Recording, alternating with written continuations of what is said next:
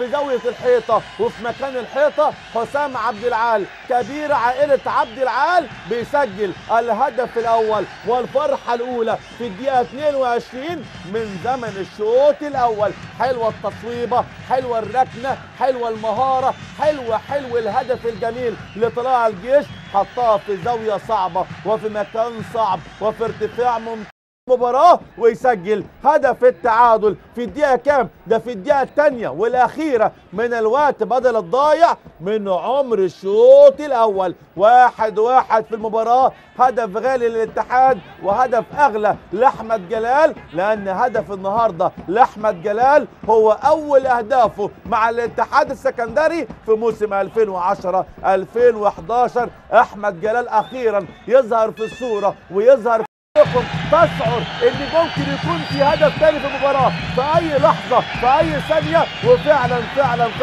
كانهم سامعيني لاعبي ونجوم طلائع الجيش ويسجلوا هدف التقدم في المباراه في الدقيقه 22 من زمن الشوط الثاني. حلوه العرضيه، حلوه الجمله، حلوه الركنيه، وحلوه على طول المتابعه الجميله من اللاعب الهداف. قلت لكم اللاعب ده هداف، قلت لكم اللاعب ده كان من سنتين هو هداف الدوري المصري في عام 2009 كان هو الهداف، وبابا اركو اللاعب الغاني بيسجل هدف التقدم في المباراه في الدقيقه كام؟ ده في الدقيقه 22 من زمن الشوط الثاني. بابا اركو دوجي شعللها دوجي بثلاثيه النهارده في مرماك يا هاني يا سليمان، في هجمه عنتريه، في هجمه مرتده، قطعها على طول بخبرته ومهارته، وعمل مشوار كبير وعمل مجهود كبير وعمل سبرنت كبير، وعلى طول يحطها في على يمين الهاني سليمان عشان يسجل الهدف الثالث في مرمى الاتحاد.